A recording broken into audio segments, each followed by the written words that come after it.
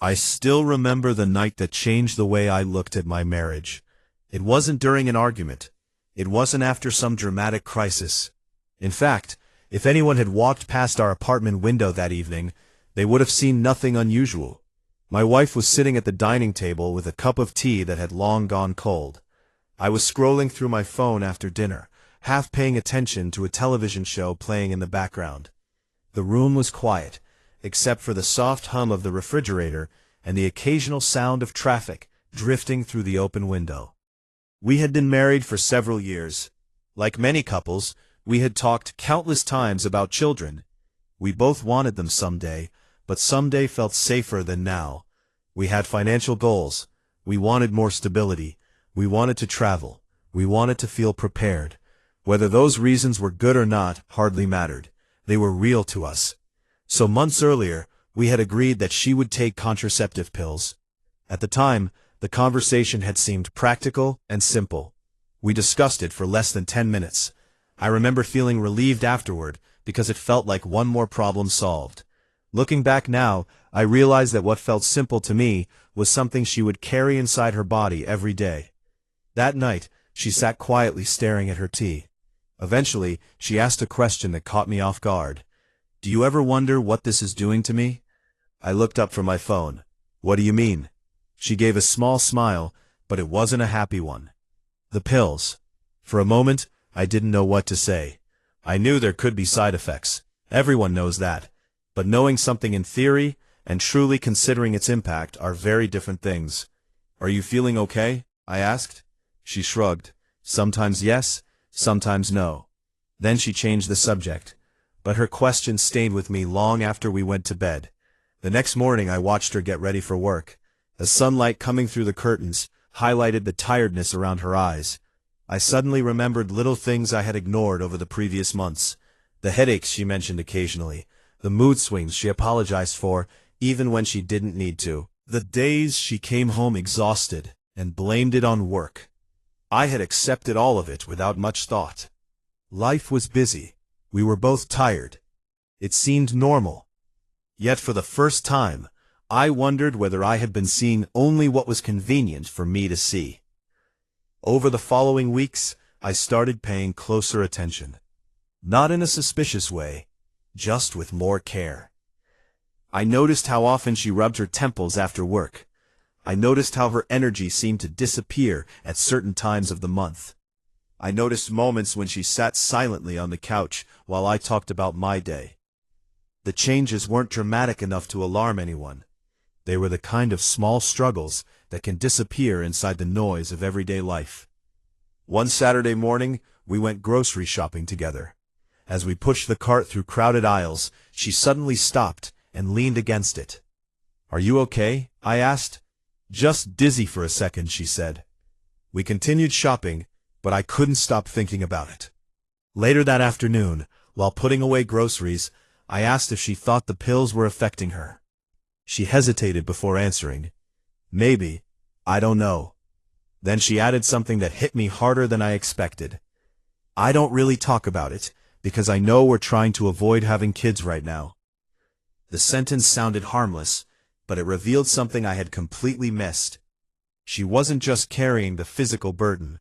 She was carrying the emotional burden too. Somewhere along the way, avoiding pregnancy had quietly become her responsibility, rather than ours. I began replaying our conversations from previous months. Whenever the topic came up, I usually asked one question. "Did you remember to take it?" I thought I was being responsible. But I never asked, "How is your body feeling?" I never asked, "Is this becoming difficult for you?" I never asked, "Are there other options we should discuss together?" The more I thought about it, the more uncomfortable I became. One evening, I sat alone on our balcony after she had gone to sleep. The air was cool. Rain clouds drifted across the sky. Below, headlights moved through the darkness like slow rivers of light. I found myself thinking about how many things in marriage can slowly become unequal, without either person intending it. Not because someone is cruel, not because someone doesn't care. Sometimes it happens simply because one person's sacrifice is invisible. The next week, I suggested we sit down and talk properly. No television, no phones, no distractions, just a conversation. At first, she seemed surprised. Then she nodded. We sat across from each other at the same table, where months earlier we had made our original decision. This time, however, the conversation lasted hours. We talked about her health. We talked about our fears. We talked about money. We talked about children. We talked about things we had both been carrying silently. At one point, she admitted that she sometimes felt guilty bringing up concerns because she didn't want to seem difficult. Hearing that hurt. Not because she blamed me, because she felt she had to protect me from discomfort while carrying her own. There was a long silence after she said that. I stared at the wood grain on the table while trying to process everything. Then I asked her a question I should have asked long ago. What do you need from me? Tears filled her eyes immediately. She looked away before answering. I need this to feel like our responsibility, not mine. That sentence changed something inside me. Until then, I had viewed the situation as a practical issue requiring a practical solution. But marriage isn't built only on practical solutions. It's built on shared burdens, shared responsibilities, shared consequences. Over the following months, we started approaching the issue differently. We educated ourselves more thoroughly. We spoke with healthcare professionals. We explored alternatives. Most importantly, we talked openly and honestly. Sometimes the discussions were uncomfortable. Sometimes we disagreed. But for the first time, the responsibility felt shared. Around that same period, I noticed another change. The atmosphere in our home became lighter. Not because every problem disappeared. We still worried about finances. We still had stressful weeks. We still got annoyed with each other over small things. Yet there was less hidden resentment, less silent exhaustion, more honesty. One evening, after a particularly difficult week, she came home looking drained. Normally, she would have insisted she was fine. Instead, she sat beside me and said, "Today was really hard." We talked for nearly 2 hours. Nothing was solved that night. Yet when we went to bed, I felt closer to her than I had in months. I began realizing how often people mistake physical closeness for emotional partnership. Living together does not automatically mean carrying life together.